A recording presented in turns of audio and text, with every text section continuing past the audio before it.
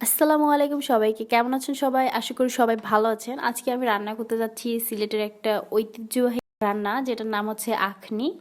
সেটা আমি রান্না করতে যাচ্ছি আমার হাজব্যান্ডের জন্য। তো আইজ আমার বউয়ে আবাদি বউয়ে আমার নন সিলেটি বউয়ে আইজ বলে আমার আখনি রান্না করে খাওয়াইতা। তো দেখি চাইতেন কি যাতে আখনি রান্না করে আমারে খাওয়াইন। তো চলেন ভিডিওটা পুরোটা দেখবেন, আমাদের সাথে থাকবেন। তো আমি এখানে মাংস নিয়ে নিয়েছি 250 গ্রামের একটু কম, আমাদের দুজনের পরিমাণ মতো নিয়েছি মাংস। তো মাংসগুলোকে সুন্দর মতো ছোট ছোট পিস করে নেবেন যাতে বিরিয়ানিটা খেতে মজা লাগে আখনিটা। তো এরপর আমি এখানে নিয়ে নিয়েছি লং, এলাচ, দারচিনি আর তেজপাতা। তারপর আমি প্রেসার কুকারটা চুলায় বসিয়ে দিয়েছি, এটাকে একটু গরম করে নিব। তারপর এখানে আমরা তেল দিয়ে দিচ্ছি। আমি এখানে 1/4 কাপের মতো তেল দিয়েছি, সয়াবিন তেল। এরপর আমি এখানে অ্যাড করব পেঁয়াজ। আমি এখানে প্রায় হাফ কাপের মতো পেঁয়াজ নিয়েছি। এটাকে সুন্দর মতো এবার আমরা একটু ট্রান্সপারেন্ট কালার করে নিব। পেঁয়াজগুলো যখন একটু ট্রান্সপারেন্ট কালার হবে তারপর আমরা এখানে দিয়ে দেব মশলাগুলো। এখানে আমি এবার দিয়ে দিচ্ছি দারচিনি, এরপর দিয়ে দিচ্ছি তেজপাতা আর এলাচ আর লং। তো তারপর এটাকে আমরা ভালো মতো একটু নাড়াচাড়া করে নিব। দেখবেন মশলা থেকে সুন্দর একটা গন্ধ আসবে।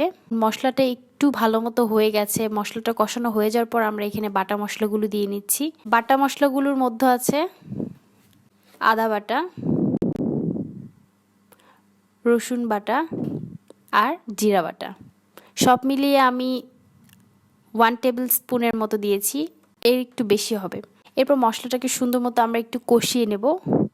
এরপর দিয়ে দেব মাংস। তারপর মাংসগুলো দিয়ে আমরা ভালো মতো নাড়াচাড়া করে নেব।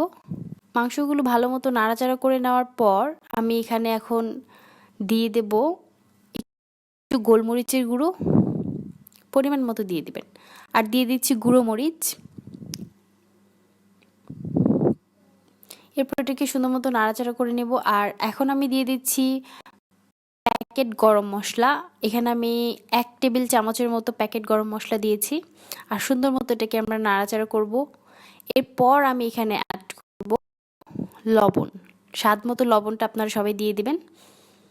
লবণটা দেওয়ার পরে মাংস থেকে কিন্তু পানি ছাড়বে। এর আগ পর্যন্ত কিন্তু মাংস থেকে কোনো পানি ছাড়েনি। লবণটা দেওয়ার পর এখন মাংস থেকে পানি বের হবে। মাংস থেকে পানিটা বের হওয়ার পর আমরা এটাকে সুন্দর মতো কষিয়ে নেব। পানিটাকে একদম ভালো মতো কষিয়ে নেব, তাহলে মাংসটা সুন্দর মতো সেদ্ধ হবে। এরপর আমি এখানে দিয়ে দিচ্ছি টক দই। টক দইটা আমার বাসায় তৈরি করা টক দই, 1.5 টেবিল চামচের মতো টক দই দিয়েছি। তো টক দইটা দেওয়ার পর আমি সুন্দর মতো নাড়াচাড়া করব। এখানে আমার হাজব্যান্ড হাতা দিয়ে নাড়াচাড়া করে আমাকে একটু সাহায্য করছে। তো এরপর আমরা এখানে দিয়ে দিচ্ছি একটু চিনি, কেননা টক দই দিলে একটু চিনিটা দিলে ব্যালেন্স হয়। আমি এখানে দিয়ে দিচ্ছি 8-10টার মতো কাঁচামরিচ। কাঁচামরিচটা দেওয়ার পর আমি কিন্তু প্রেসার কুকারে মুখটা লাগিয়ে দিচ্ছি না, এটাকে আমি জাস্ট হালকা আলতো করে ঢেকে রাখছি যাতে পানিটা একটু কমে আসে। মানে মাংস থেকে যে পানিটা বেরোচ্ছে এটা কিন্তু মাংসের পানি, আমি এখানে এখনো পানি অ্যাড করিনি। এরপর আমি এখানে পানি অ্যাড করব, এটা একটু কষে যাওয়ার পরে। এরপর আমি কিছুক্ষণ পর ঢাকনাটা তুলে এখানে আমি পানি দিয়ে দিচ্ছি পরিমাণ মতো। 1 কাপের মতো আমি পানি দিয়েছি। আমি এখানে প্রেসার কুকারের ঢাকনাটা লাগিয়ে আমরা এটাকে সেদ্ধ হতে দেব। প্রেসার কুকারে আমি এটা দিয়ে দিচ্ছি। আমাদের মাংস যেহেতু কম, আমাদের এটা হতে সময় লেগেছিল 10 থেকে 15 মিনিটের মতো। এরপর আমি পাশের চুলায় দিয়েছি ফ্রাই প্যান। ফ্রাই প্যানটাকে হালকা গরম করে নেওয়ার পর আমি এখানে দিয়ে দিচ্ছি সয়াবিন তেল 1/4 কাপের একটু কম। এরপর তেলটা একটু গরম হয়ে আসলে আমি এখানে দিয়ে দেব পেঁয়াজ। আমি হাফ কাপের একটু বেশি পেঁয়াজ দিয়েছি। পেঁয়াজটাকে আমি একটু বেশি দিয়েছি কারণ আমি সাইড থেকে পেঁয়াজগুলোকে একটু পেঁয়াজ বেরেস্তা করে নেব। বেরেস্তাগুলো আমি আলাদা বাটিতে তুলে নিচ্ছি। এরপর আমি বাকি যে পেঁয়াজগুলো আছে এগুলোকে হালকা ভেজে নেব। আমি কিছু মশলা দিয়ে দিচ্ছি, এর ভিতরে লং, দারচিনি, এলাচ, দিচ্ছি গোলমরিচের গুঁড়া। এরপর দিচ্ছি বাটা মশলার মধ্যে আছে এখানে রসুন বাটা, আদা বাটা এবং সামান্য একটু জিরা বাটা। এরপর আমি মশলাগুলোকে সুন্দর মতো একটু কষিয়ে নেব। মশলাগুলোকে একটু ভালো মতো কষিয়ে নেবেন। মশলাগুলো না কষালে কিন্তু মশলার গন্ধগুলো থেকে যাবে আর তখন আখনিটা খেতে মজা লাগবে। তো এরপর আমি এখানে নিয়ে নিচ্ছি চাল। আমি এখানে চিনি গুঁড়া চাল নিয়েছি। চালটাকে আমি ভালো মতো ধুয়ে পানি ঝরিয়ে নিয়েছি। চাল থেকে পানিটা ঝরিয়ে নিলে আখনিটা ঝরঝরে হবে এবং খেতে ভালো লাগবে। তো আমি এখন চালগুলো দিয়ে দিচ্ছি। চালগুলো দিয়ে দেওয়ার পর আমি এটাকে ভালো মতো নাড়াচাড়া করে নিব। আর চালগুলোকে ভালো মতো ভেজে নেবেন। চালগুলোকে ভালো মতো ভেজে নিলে চালগুলো সুন্দর মতো ফুটবে এবং চালগুলো একটার সাথে আরেকটা লেগে যাবে না। দেখেন আমি চালগুলো অনেক সুন্দর মতো নেড়ে নিয়েছি এবং চালের কালারটা কিন্তু পরিবর্তন হয়েছে। তো এরপর আমি এখন দিয়ে দেব মাংস। আমি মাংসটা হয়ে যাওয়াটা দেখাতে পারিনি। তো এই যে আমার মাংসটা তৈরি হয়ে গেছে। আমি এখন চালের সাথে মাংসগুলো দিয়ে দিব। তো এখন আমি এই যে মাংসগুলো দিয়ে দিচ্ছি। মাংসটার সাথে ভালো মতো চালগুলো মিশিয়ে নেব আর হালকা আরেকটু ভেজে নেব। তো আমার পুরো রান্না জুড়ে আমার পাশে আছে আমার হাজব্যান্ড। সে তার সাধ্য মতো আমাকে সাহায্য করার চেষ্টা করছে। তোমার কি কিছু বলার আছে? রান্না কোন সময় হইব? আর একটু পরেই হয়ে যাবে। খাইতাম কোন সময়? আজান দিলেই বানুমে সাবে। হয়ে যাচ্ছে আর একটু। মাংসর গ্রান সারা গর লই দিছে।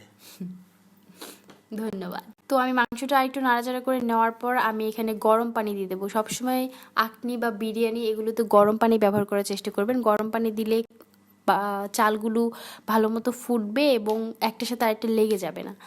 আর আরেকটা টিপস দিয়ে দিই এখানে, আপনারা সবসময় বিরিয়ানি বা আখনি যেটা রান্না করেন না কেন এগুলো তো সবসময় পানির পরিমাণটা দিবেন আপনারা যেই কাপ দিয়ে বা যেটা দিয়ে আপনারা চাল মেপে দিবেন তার দ্বিগুণ পরিমাণে আপনারা পানি ব্যবহার করবেন। তাহলে চালটা ভালো মতো ফুটবে এবং পানিটাও বেশি হবে না।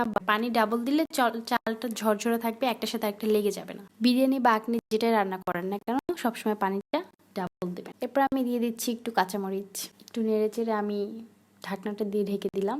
একটু পানি কমে আসার পর আমি এখানে দিয়ে দিচ্ছি ঘি।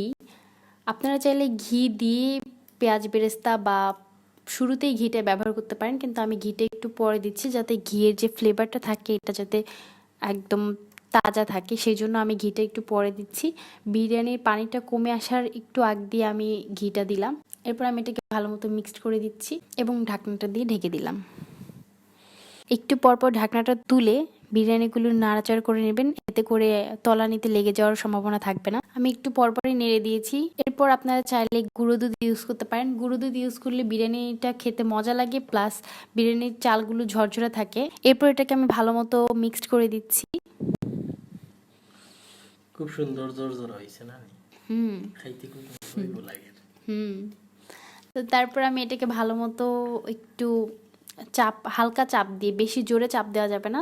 আপনারা যেই হাতাটা দিয়ে দিচ্ছেন এটা দিয়ে হালকা চাপ দিয়ে আমি এটাকে ঢাকনা দিয়ে ঢেকে দিচ্ছি।